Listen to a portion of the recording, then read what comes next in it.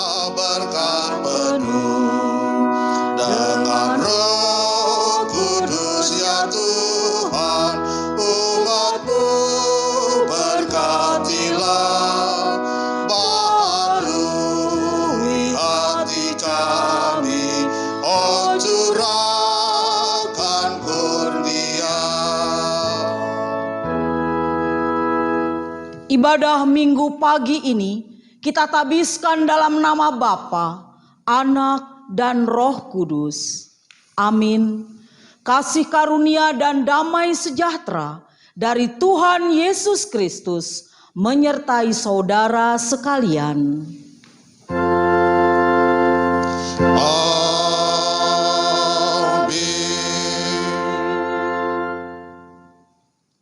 Bimbing pada minggu pagi hari ini terambil dari Roma 8 ayat 28. Kita tahu sekarang bahwa Allah turut bekerja dalam segala sesuatu untuk mendatangkan kebaikan bagi mereka yang mengasihi Dia, yaitu mereka yang terpanggil sesuai dengan rencana Allah. Jemaat dipersilahkan duduk. Pengakuan dosa, jemaat terkasih, mari kita ungkapkan pertobatan kita dengan berdoa. Allah Bapa Surgawi, kami mohon pengampunan-Mu karena di saat kapal kehidupan kami terombang-ambing oleh arus pencobaan duniawi, kami meragukan penyertaan kasih-Mu. Mampukan dan kembalikan iman percaya kami bahwa Tuhan selalu datang di saat apapun yang sedang menimpa kehidupan kami. Ajarlah kami untuk selalu mengulurkan tangan memohon bimbingan dan belas kasihan dari-Mu Tuhan. Terima kasih Tuhan atas berkat dan kasih-Mu yang selalu ada untuk kami. Dalam nama Tuhan Yesus kami sudah berdoa dan memohon berkat dan memohon ampun. Amin. Jemaat Tuhan, mari memuji Tuhan dengan menghitungkan pujian Kidung Jemaat nomor 40 ayat 1 dan 2, ajaib benar anugerah.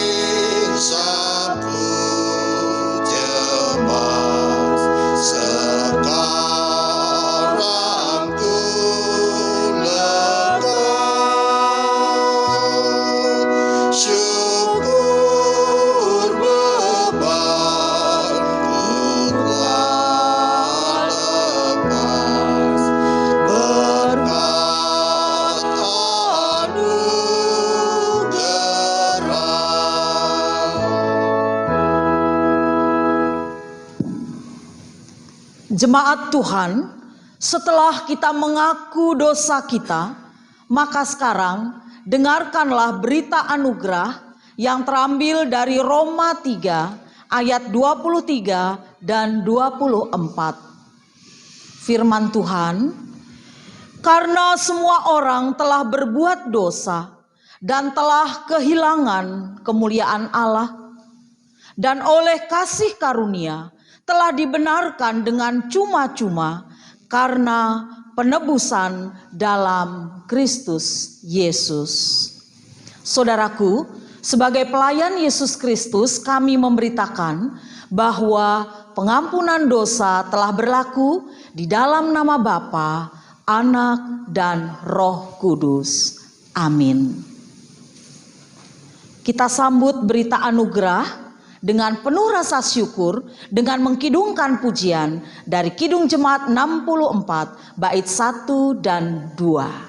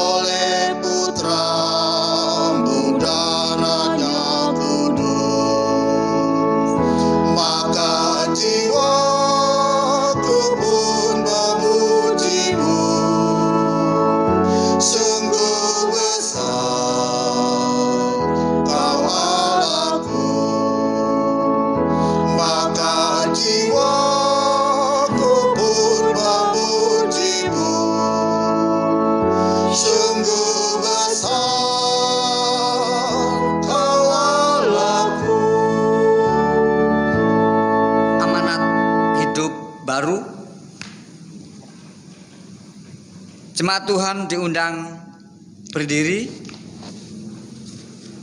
dan bersama mendengarkan amanat hidup baru sebagaimana terambil dari Ibrani 13 ayat 21. Kiranya memperlengkapi kamu dengan segala yang baik untuk melakukan kehendaknya dan mengerjakan di dalam kita apa yang berkenan kepadanya oleh Yesus Kristus. Bagi Dialah kemuliaan sampai selama-lamanya. Amin. Jemaat dipersilahkan duduk kembali. Kita mempersiapkan diri untuk masuk dalam pemberitaan firman Tuhan. Bersama kita kidungkan pujian dari firman-Mu pelita bagi kakiku.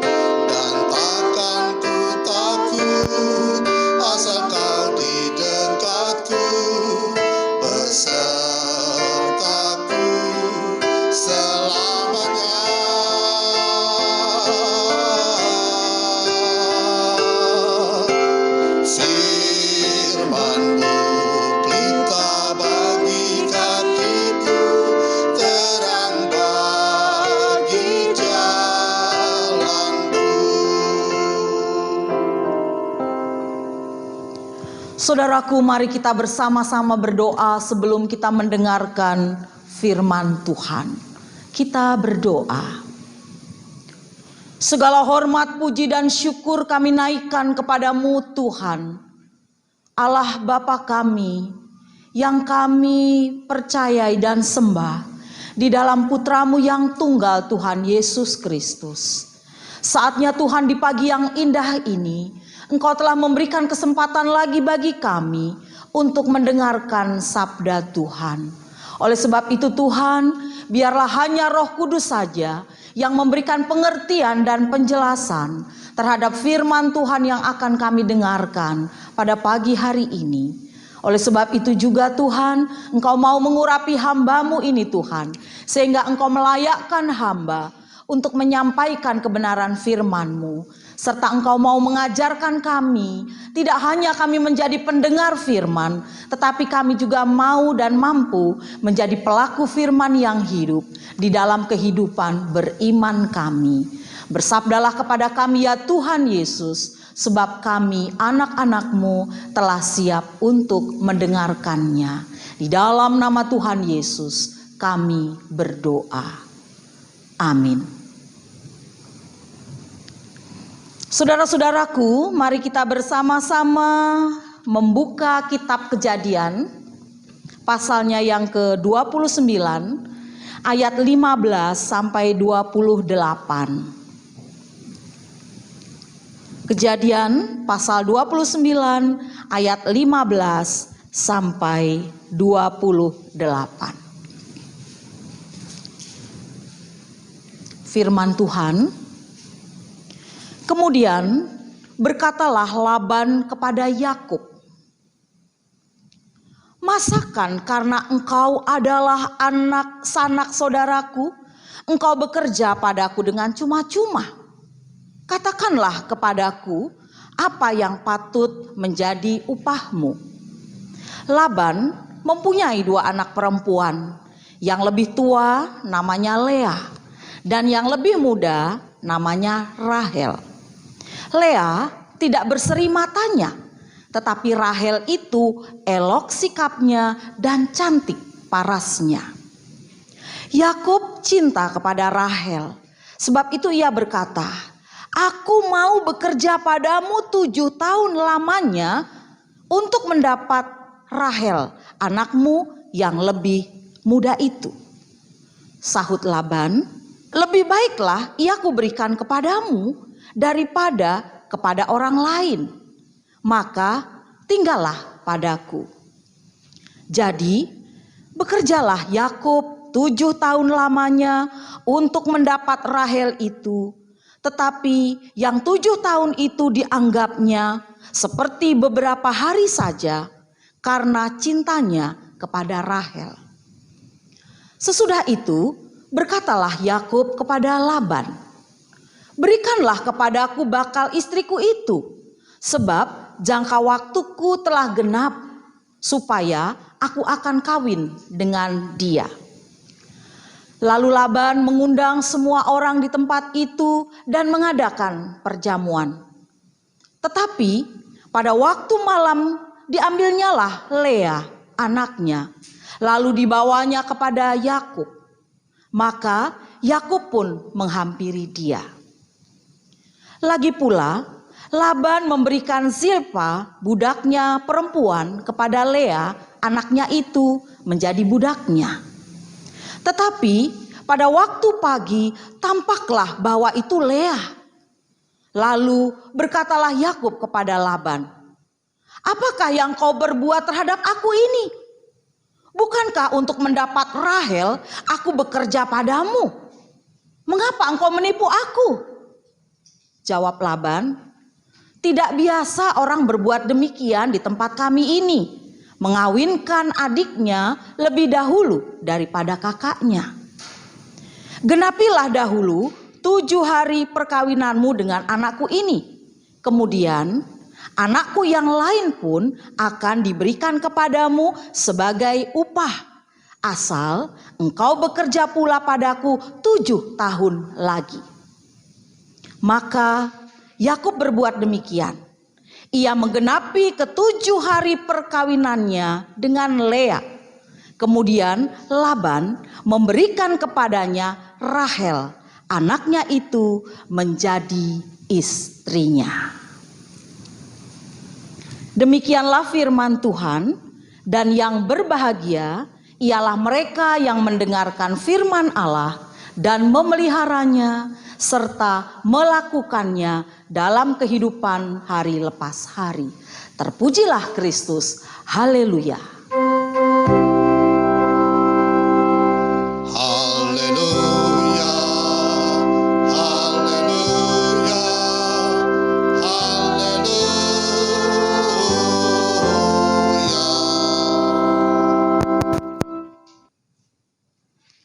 Salam sejahtera bagi Bapak Ibu Saudara-saudara yang dikasihi dan yang mengasihi Tuhan Yesus. Dan juga Bapak-bapak, Ibu-ibu, adik-adik, oma, opa, opung, semua yang ada di rumah, salam sehat. Sukacita dari Tuhan selalu ada buat kita semua. Saudara-saudara, saudara ingat tidak syair lagu ini? Dari manakah datangnya lintah? Darilah sawah turun ke kali. Dari manakah datangnya cinta? Silahkan boleh dilanjutkan. Apa? Dari mata turun ke hati. Saudara-saudara, syair ini cukup dikenal dan mungkin sering muncul dalam lagu-lagu Melayu tempo dulu. Memang sepertinya semua orang mengalami bahwa jika pernah jatuh cinta kepada seseorang, awalnya dimulai dari mata. Dia kemudian melihat daya tarik seseorang di dalam diri orang itu. Dari apa yang dilihat oleh mata, cepat atau lambat berubah menjadi rasa suka, menjadi rasa senang. Kemudian bisa apa? Ya, cinta. Mungkin ada Bapak Ibu Saudara di rumah yang pernah mengalami begitu enggak? Cinta saya dulu sama suami saya begitu ya. Oh, Bu Pendeta dari pandangan pertama. Nah, itu ya. Ada? Atau anak-anak pemuda nih yang lagi pacaran ya, atau yang sedang mempersiapkan perkawinannya. Mungkin pernah ada yang mengalami seperti itu.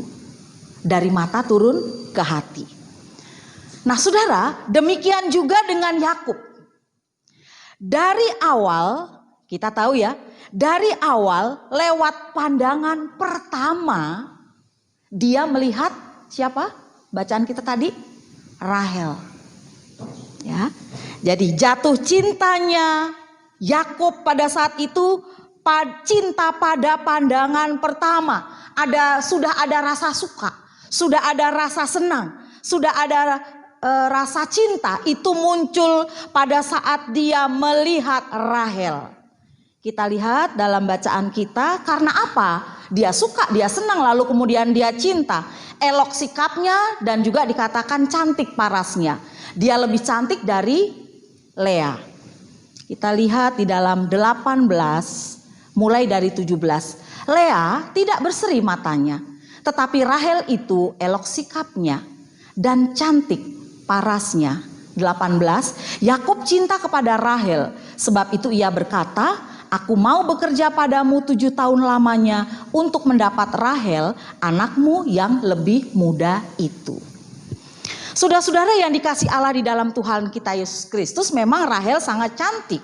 Dia sangat menarik, tadi Alkitab bilang seperti itu, sehingga Yakub langsung tertarik kepadanya. Alkitab mengatakan di sini Yakub cinta kepada Rahel, tapi Lea, kakak dari Rahel, dikatakan jauh dari cantik. Matanya tidak memiliki kekilauan. Kalau istilah sekarang orang menggambarkan cantik memang relatif ya. Tapi banyak orang menggambarkan cantik itu dari sudut pandang berbeda-beda. Ada yang menyebutkan matanya seperti mata bola pingpong. Wah gitu ya. Alisnya gitu ya. Pipinya, bibirnya, badannya dan lain sebagainya. Mereka melihat dari segi fisik atau penampilannya. Rahel dan Lea berbeda.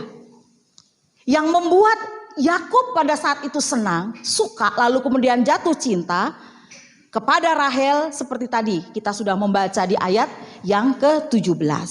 Namun meskipun demikian, kita tahu sejarah Alkitab kita mengatakan Lea akan menduduki tempat yang demikian kokoh di dalam sejarah suci. Dan kita tahu lewat sejarah itu salah satu putra atau salah satu anak dari Lea itu yang akan dipilih untuk berada pada garis keturunan mesianis. Nah, kalau kita lihat di kejadian ini ada 4 tokoh yang sangat terkenal ya. 4 tokoh juga yang muncul, ada Bapak Laban, ada Bapak Yakub, ada Ibu Lea, ada Rahel. Nah, semuanya itu merupakan tokoh-tokoh penting di dalam Alkitab kita atau di dalam tindakan Tuhan terhadap dan melalui umatnya bangsa Israel. Diceritakan sesudah bekerja selama 7 tahun untuk memperoleh anaknya Laban yang bungsu, Rahel, Yakub tertipu. Ya, kemudian dia menikahi Lea.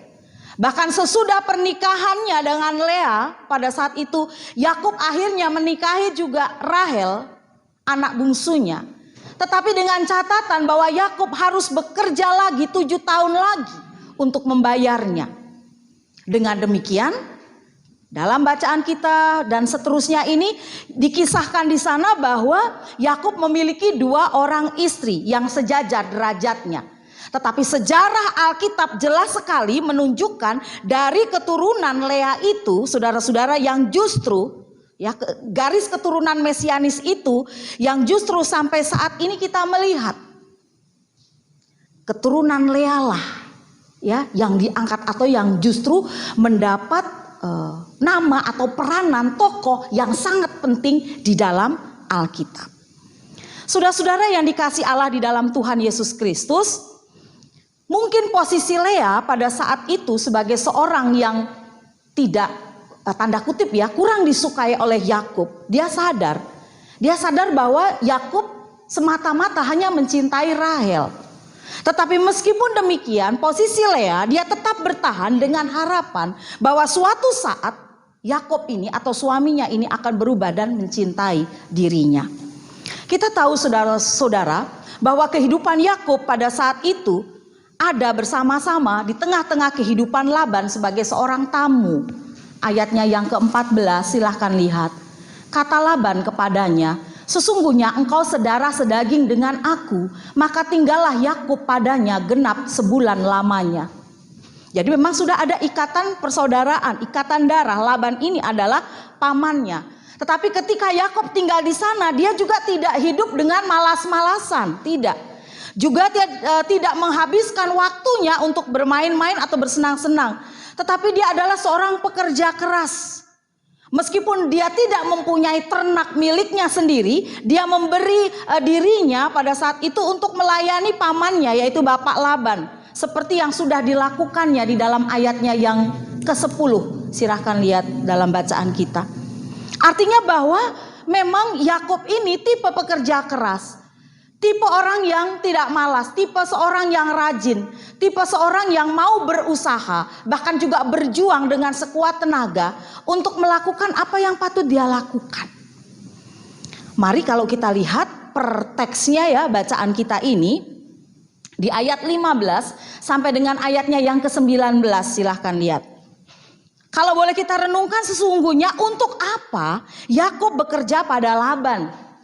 Jelas dia tahu ya, dia bekerja pada Laban pada saat itu karena memang diminta oleh Laban untuk mengabdikan dirinya supaya Rahel bisa menjadi miliknya.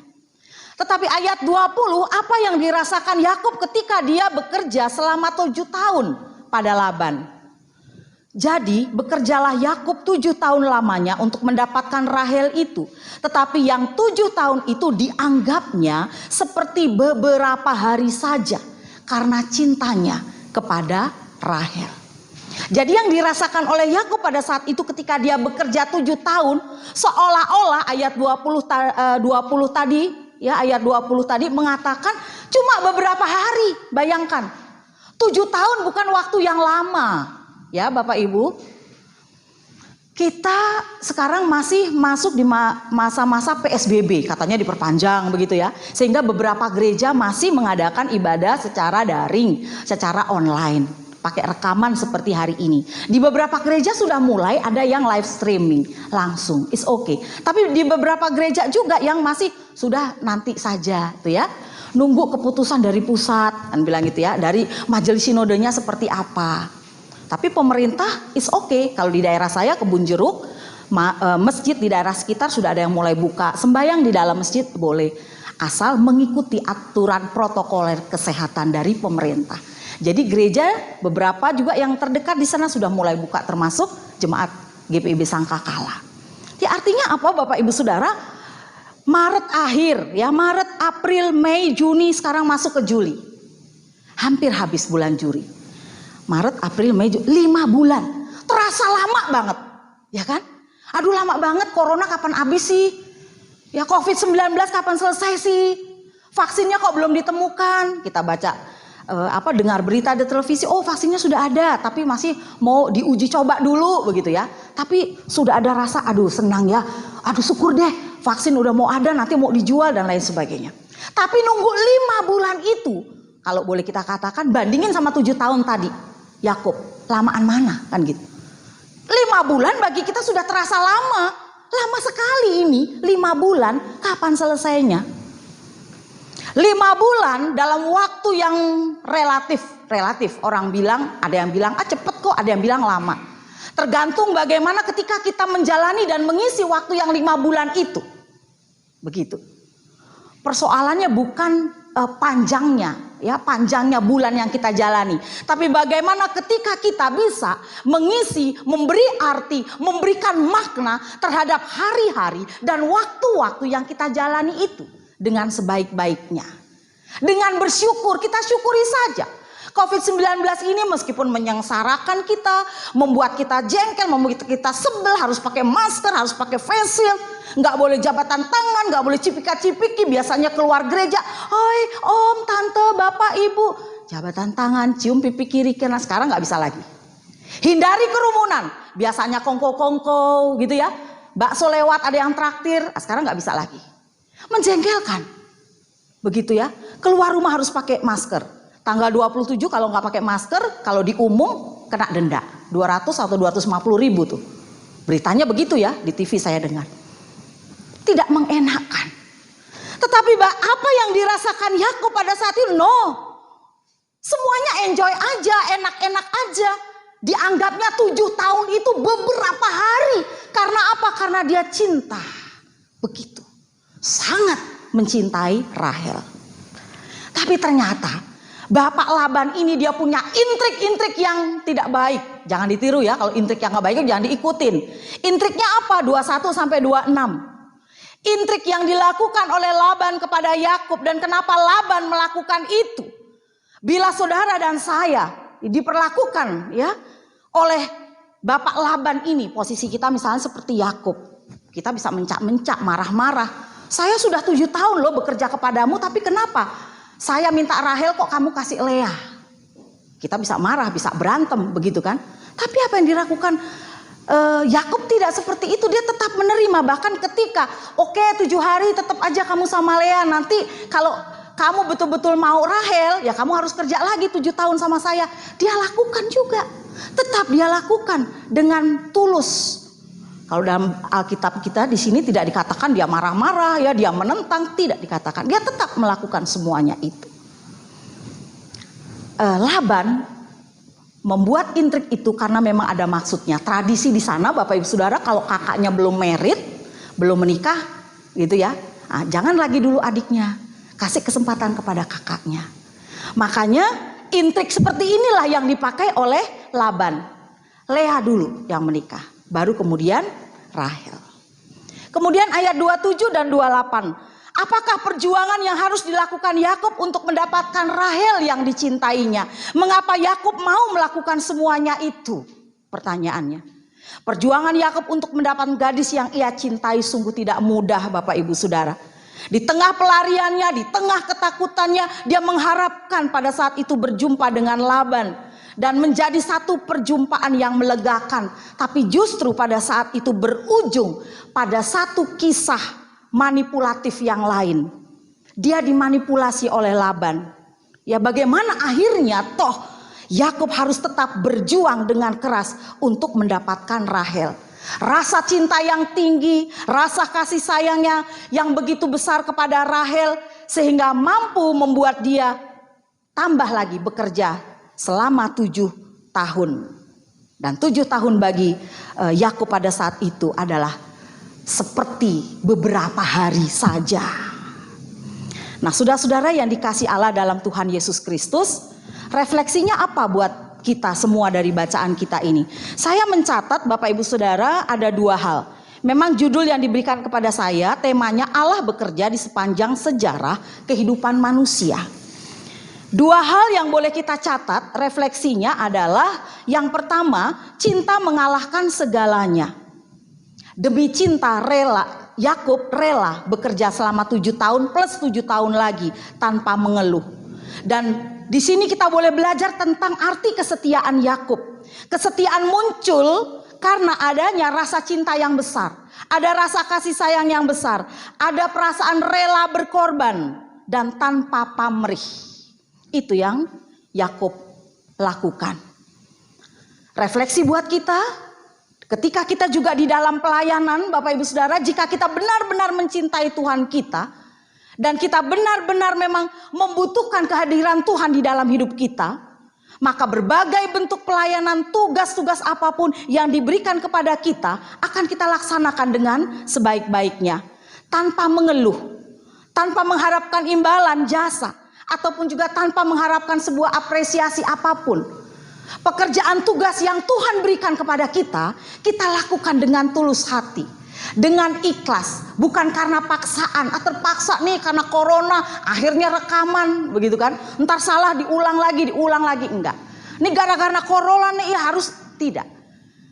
Apapun yang Tuhan berikan dan percayakan kepada kita, kepada jemaat Tuhan dan gereja Tuhan, kalau kita punya rasa cinta yang tinggi dan besar seperti Yakub, maka akan terasa itu hanya beberapa menit saja. Rekaman ini 1,5 jam, 2 jam mungkin ya, diulang-ulang kalau salah. Tapi karena kita cinta kepada Tuhan, membutuhkan Tuhan, tidak terasa. 1,5 sampai 2 jam itu hanya beberapa menit saja. Demikian juga ketika tugas tanggung jawab kita begitu besar, bertahun-tahun mungkin Bapak Ibu yang jadi majelis, jadi penatua dan lain sebagainya, kita akan merasa bahwa tugas kita yang lama itu hanya beberapa hari saja. Karena apa? Karena kita punya rasa cinta yang besar dan tinggi kepada Tuhan yang kita layani. Kemudian saudara-saudara, kalau dalam keluarga kita juga boleh belajar tentang arti kesetiaan. Jika kita punya cinta yang begitu besar, maka posisi kita sebagai suami, sebagai istri juga akan tetap mencintai pasangan kita masing-masing. Di tengah-tengah keterbatasannya, di tengah-tengah kekurangannya. Bahkan bagi Bapak Ibu Saudara yang sudah bertahun, berpuluh, bahkan juga sudah menjelang hari ulang tahun emas perkawinan ya, cinta itu gak boleh luntur. Cinta itu tetap harus senantiasa ada di dalam diri kita sebagai suami dan juga sebagai istri. Sampai firman Tuhan katakan maut memisahkan. Simbol kesetiaan, siapa yang gak kenal seekor anjing namanya Hachiko di Jepang. Ya, sudah menjadi ikon patung anjing Hachiko di Shibuya. Hachiko ini dia punya tuan, tiap hari kemana-mana sama tuannya. Ya, sampai tuannya mau mengajar diantar sampai ke stasiun. Begitu terus rutinitasnya. Sampai suatu saat tuannya sang profesor ini meninggal, anjingnya nggak tahu. Berhari-hari, berminggu-minggu, berbulan dia tetap dengan setia dia menunggu di stasiun Shibuya pada saat itu. Sampai dia tidak makan dan salju turun, dia kedinginan dan lain sebagainya sampai dia mati di situ. Akhirnya dibuatlah patung anjing Hachiko di depan Shibuya. Simbol kesetiaan. Seekor binatang begitu setia pada tuannya. Kita manusia tentu lebih dari itu. Kesetiaan kita kepada Tuhan boleh kita wujudkan dalam pelayanan. Kesetiaan kita kepada pasangan suami dan istri kita juga boleh kita wujudkan di dalam kehidupan berkeluarga. Kemudian yang kedua, hidup adalah perjuangan. Tidak ada kesuksesan ya, tidak ada kesuksesan yang diraih tanpa perjuangan. Tidak ada keberhasilan di dalam hidup ini tanpa adanya peluh, tanpa adanya keringat, tanpa adanya kerja keras. Bahkan bagi seorang ilmuwan Thomas Alva Edison, dia berkata, kesuksesan adalah 1%. Ya. 1% kejeniusan dan 99%-nya adalah kerja keras.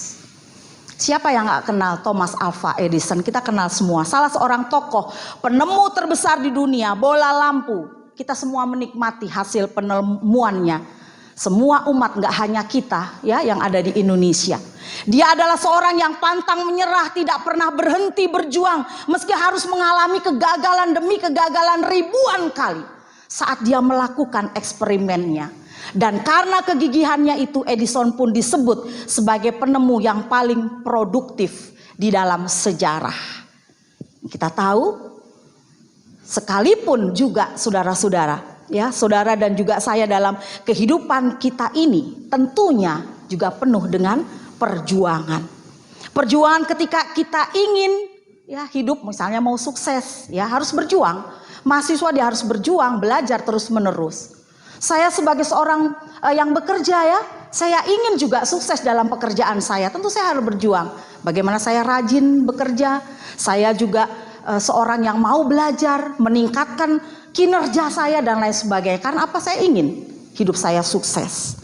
Dan seseorang yang sukses, saudara-saudara, dia tidak patah semangat. Ketika dia gagal, dia akan memulai kembali. Mulai lagi, bangkit terus. Tanpa pantang menyerah. Sama halnya kan yang dilakukan oleh Yakub. Dia tidak pantang menyerah. Dia pada saat itu tidak putus asa. Dia tetap terus berjuang meskipun harus nambah 7 tahun lagi. Demi cintanya kepada Rahel. Saat-saat ini saudara-saudara, kita tahu bahwa semua orang berjuang.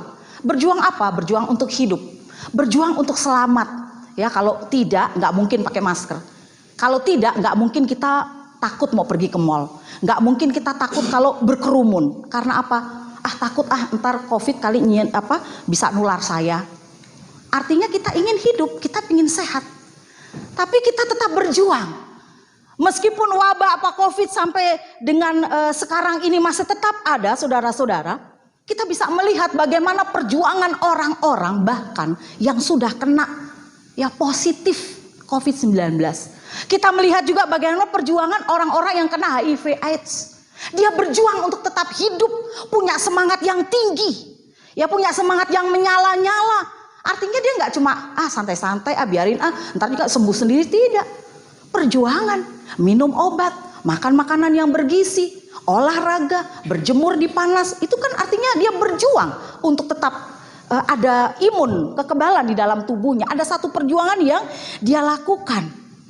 Oleh karenanya Bapak Ibu Saudara yang dikasih Allah di dalam Tuhan Yesus Kristus, kita meyakini hidup itu penuh dengan perjuangan. Jadi apapun ketika Bapak Ibu Saudara melakukan satu pekerjaan, ingin mendapatkan kesuksesan ataupun juga keberhasilan, jangan putus asa dan pantang menyerah untuk tetap selalu berjuang. Berjuang dan juga jangan lupa sambil kita tetap berdoa kepada Tuhan. Tetap berdoa tapi juga disertai dengan usaha. Amin. Kita saat teduh sejenak. Selesai. Mari Bapak Ibu Saudara kita mengikrarkan pengakuan iman rasuli. Mari kita berdiri.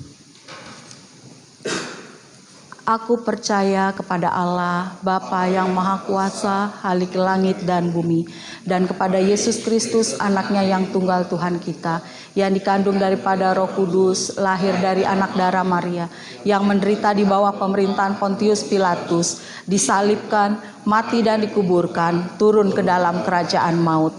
Pada hari yang ketiga, bangkit pula dari antara orang mati, naik ke surga, duduk di sebelah kanan Allah, Bapa yang Maha Kuasa, dan akan datang dari sana untuk menghakimi orang yang hidup dan yang mati.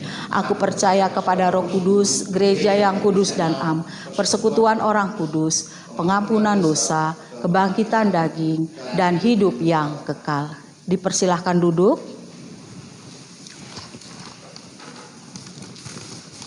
Saudara-saudara, mari kita menaikkan doa syafaat.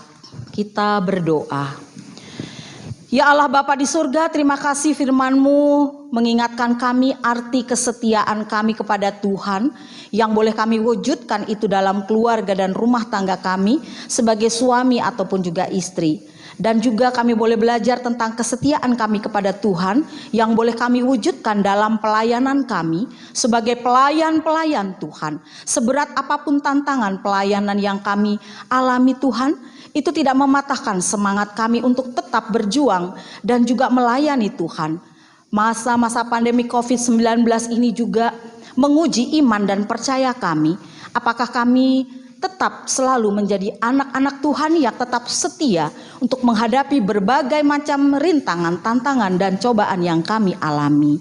Bapa Sorgawi, lewat doa syafaat ini kami juga berdoa untuk semua orang-orang yang kami kasihi, jemaat yang sedang di dalam masa pemulihan, Ibu Buna Pangaribuan, Ibu Chun Gyok, Bapak Radesman Sitindaun, Bapak Rusman Samosir, Saudari Suryaningsih, Saudari Giovanni, Ibu Sianturi, Bapak Robi Kui, Saudari Yasanti, Ibu Deice, Bapak Noke Persulesi, Ibu Adonia Nabuasa, dan Bapak Daniel. Demikian juga saudara-saudara, bapak-bapak, ibu-ibu yang kami kasihi yang saat ini sudah lanjut usia. Ibu Nolia Purba, Ibu Erna Ulimanik, Ibu Atal Laipiopa, Ibu Jumainah, Ibu Carolina Neparasi, Oma Maurits, Bapak Kasman Pasaribu, Ibu Jumi Hartini, Ibu Sarini Duha, Ibu Rahel Tampu Bolon, Ibu Suwandi, Bapak Yosefus BS, dan Ibu Aspita Butar-Butar. Engkau selalu juga memperhatikan kebutuhan semua mereka yang sudah lanjut usia. Juga jemaat kami yang sedang sakit, Saudara Rosadi, Adik Tania Abenu, Ibu Nelly Borudamanik, Ibu Ani, Ami, Bapak Edi, Bapak Barus, dan Bapak Ibrahim BS. Tuhan, Engkau menjamah semua saudara-saudara kekasih kami, menyembuhkan mereka yang namanya kami sebutkan tadi. Demikian juga jemaat kami Tuhan yang saat ini sedang mengandung. Berkatilah kandungan mereka dan pada saat melahirkan nanti biarlah melahirkan anak dengan sehat dan selamat, yaitu Ibu Marisa R. Dharma dan Ibu Maria Franda.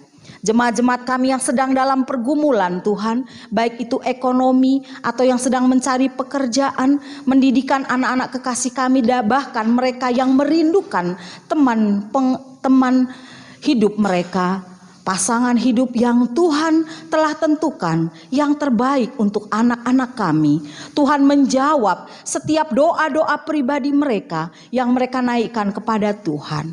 Kami juga berdoa untuk rencana kerja, program panitia pembangunan gereja, panitia renovasi gereja. Tuhan, biarlah sebagaimana firman Tuhan yang kami dengar tadi Tuhan, mereka boleh bekerja dan melayani Tuhan dengan sungguh-sungguh. Termasuk para donatur yang akan mendukung pendanaan di PAUK Bojong Indah.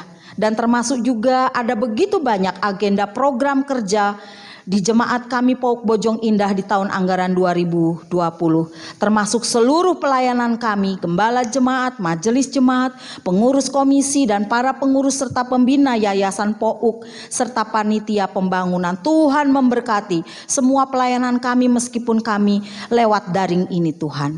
Pelayanan di seluruh gereja juga Tuhan yang ada di Indonesia, khususnya kami yang ada di sebagai anggota PGI di wilayah pusat, di pusat atau di PGI wilayah DKI, termasuk juga BP PAUK yang ada di DKI Jakarta. Kami juga mau berdoa untuk Tuhan yang telah mengurapi para hamba-hambamu, para evangelis atau penginjil, para pendoa syafaat yang melayani di jemaat-jemaat bahkan sampai di pedalaman Indonesia. Berikanlah kesehatan buat mereka dan keluarganya. Tidak lupa juga kami berdoa untuk pemerintahan kami yang kami cintai. Tuhan Yesus memberkati juga Bapak Presiden Joko Widodo, Wakil Presiden, para menteri, TNI dan Polri semua Tuhan. Anak-anak Tuhan yang juga melayani dan juga bekerja di tengah-tengah pemerintahan kami. Berikan kesehatan untuk semua. Termasuk mereka yang korban bencana alam, banjir, kejahatan narkoba, karena korban peperangan atau konflik yang ada di Indonesia dan juga di dunia internasional. Tolong perdamaikan kami semua. Bagi kami yang mengalami kesedihan, kehilangan anggota keluarga karena berbagai macam gempa dan musibah, tolong Tuhan berikan juga bagi kami kedamaian. Berikan kami juga satu dengan yang lain saling mengasihi dan saling mempedulikan. Kami juga mau berdoa untuk perdamaian yang ada di Indonesia dan seluruh dunia. Biarlah kami boleh hidup dengan rukun dengan saudara-saudara kami yang tidak seiman, yang berbeda latar belakang, suku, agama, ras maupun budaya. Dan tidak lupa juga semasa COVID ini Tuhan, kami berdoa selalu untuk para dokter dan para medis yang berada di garda terdepan untuk penanganan COVID-19 ini. Tuhan Yesus baik, Tuhan Yesus menolong dan melindungi mereka. Di dalam ketulusan hati mereka bekerja untuk memberikan yang terbaik buat kami, termasuk juga para pasien COVID-19. Kami juga mau berdoa Tuhan untuk kami yang tinggal di lingkungan kami masing-masing atau gereja kami PAUK di tempat ini. Di sekitar kami Tuhan Yesus membentengi kami dengan malaikat-malaikat Tuhan. Tuhan menjauhkan kami semua dari sakit dan penyakit, sehingga kami jemaat yang datang dan pergi untuk keperluan pelayanan ini, kami boleh dijauhkan semuanya itu Tuhan dari COVID-19. Kami juga mau berdoa Tuhan Yesus bagi jemaat-jemaat yang mengikuti ibadah di rumah melalui fasilitas yang disediakan oleh majelis jemaat PAUK Bojong Indah ini Tuhan melalui daring. Berkatilah keluarga dan rumah tangga kami masing-masing, suami, istri, orang tua dan anak-anak, cucu dan cicit. Semuanya Tuhan berikan kesehatan untuk kami. Bahkan kami keluarga besar PAUK Bojong Indah, Tuhan memberikan kesehatan, kekuatan dan perlindungan untuk kami bisa melalui masa pandemi wabah COVID-19 ini. Tuhan mencukupkan juga segala kebutuhan kami. Jangan biarkan kami berputus asa, tetapi kami boleh berjuang Tuhan sebagaimana firman yang kami dengar. Kami juga mau berdoa untuk rencana pemerintah dalam mempersiapkan kondisi new normal untuk dapat kami aplikasikan oleh seluruh lapisan masyarakat di Indonesia, termasuk juga kami jemaat di PAUK Bojong Indah ini. Kami juga mau berdoa Tuhan, mereka yang mengucap syukur pertambahan usia di sepanjang sepekan ini, tanggal 21 sampai 26 Juli, yaitu Bapak Yusli Tanaim, lahir pada tanggal 21 Juli, adik Rival Francisco Nepasiki, lahir tanggal 23 Juli. Saudari Jessica Indah, lahir 24 Juli. Saudara Edward Munte, tanggal 24 Juli. Dan Bapak Asral Jamili, lahir pada tanggal 25 Juli. Tuhan Yesus memberkati 5 saudara-saudara yang kami kasihi yang berusia atau berulang tahun di sepanjang minggu ini. Tuhan memberkati kami semua dan bahkan Tuhan mendengarkan doa kami ini. Kami tahu kami mempunyai banyak kekurangan, kelemahan dan dosa-dosa kami. Ampunilah kami ya Tuhan. Ya Tuhan, inilah doa kami yang sudah kami naikkan dalam nama Tuhan Yesus yang mengajar kami berdoa bersama. Bapa kami yang di surga, dikuduskanlah namamu, datanglah kerajaanmu, jadilah kehendak-mu di bumi seperti di surga. Berilah kami pada hari ini makanan kami yang secukupnya. Dan ampunilah kami akan segala kami, seperti kami juga mengampuni orang bersalah pada kami. Dan jangan membawa kami ke dalam pencobaan, tetapi lepaskan kami daripada yang jahat. Dan Engkau yang punya kerajaan dan kuasa dan kemuliaan sampai selama-lamanya. Amin. Sidang jemaat yang dikasihi Tuhan Yesus Kristus, marilah kita menyatakan syukur kepada Tuhan dalam ibadah ini melalui persembahan guna menunjang pelayanan gereja dengan mengingat pesan Alkitab yang terambil dalam 2 Korintus 8 ayatnya yang ke-12. Demikian firman Tuhan, sebab jika kamu rela untuk memberi, maka pemberianmu akan diterima. Kalau pemberianmu itu berdasarkan apa yang ada padamu, bukan berdasarkan apa yang tidak ada padamu. Mengiringi persembahan, jemaat menyanyi Betapa Hatiku.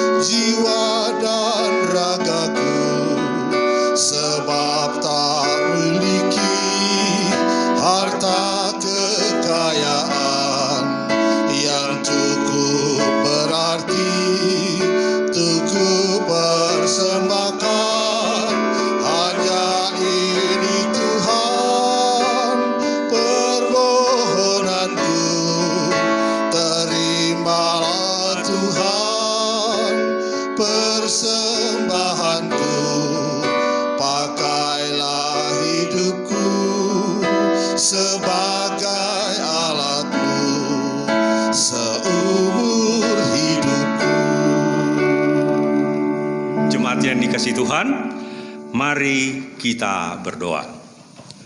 Segala ungkapan syukur kami naikkan hanya kepadamu Bapa di sorga. Oleh karena kasih dan penyertaan-Mu, boleh kami terima dan nikmati hingga saat ini. Kami tahu dan kami menyadari, ya Tuhan, bahwa setiap berkat yang kami terima dalam kehidupan kami ini, semua daripada-Mu saja, ya Bapa. Kiranya Engkau memberkati persembahan ini, agar persembahan ini dapat menyenangkan hati-Mu, dan dapat gereja-Mu ini pakai untuk memperluas kerajaan-Mu. Ya Bapa, inilah doa yang kami naikkan kepadamu, yang kami alaskan hanya di dalam nama Tuhan Yesus. Amin.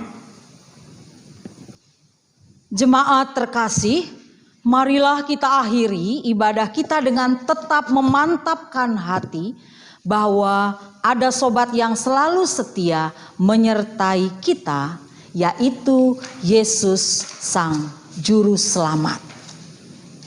Mari kita akhiri ibadah kita. Kidung Jemaat 402 bait 1 dan 2.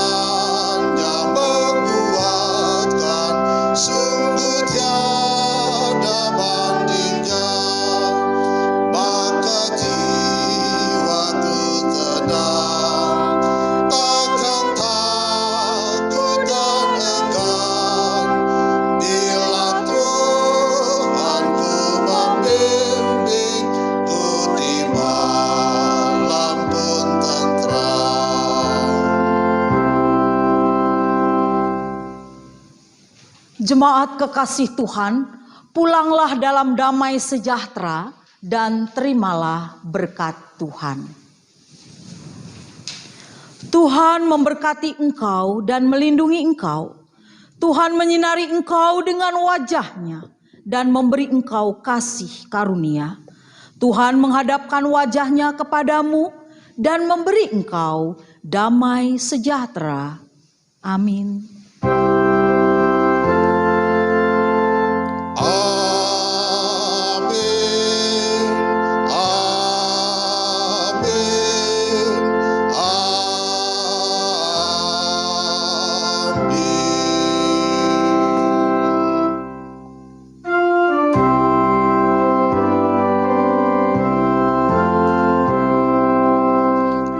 Perlukan juru selamat dalam langkah juangku, siang malam suka duka dengan Tuhan ku tempuh, maka jiwaku tenang, takkan takut dan enggan bila Tuhan ku membimbing ku di malam pun tentram.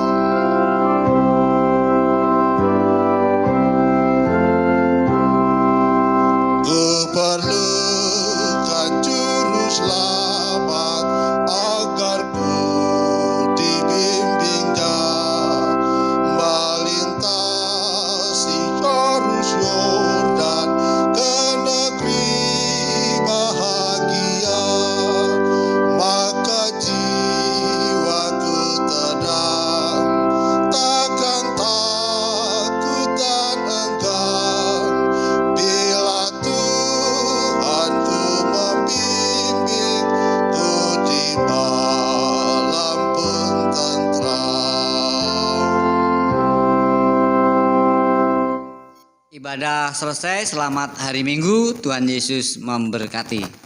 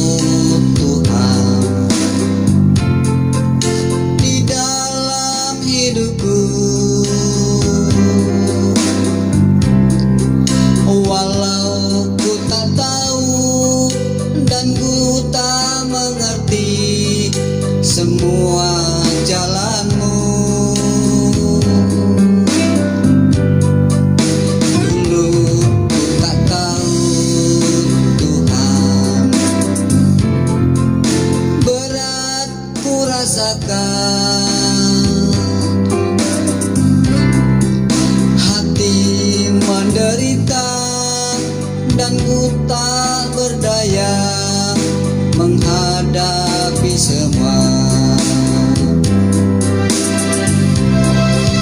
Tapi ku mengerti sekarang, Kau tolong padaku. Kini ku melihat dan ku merasakan indah rencana-Mu.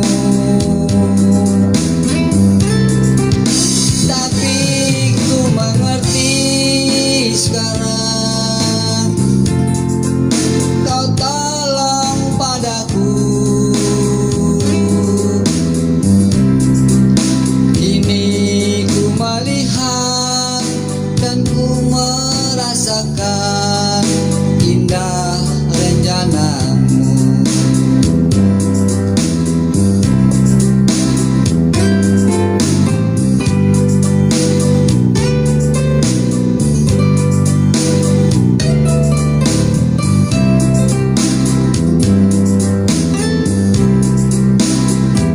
YouTube channel. Help it focus.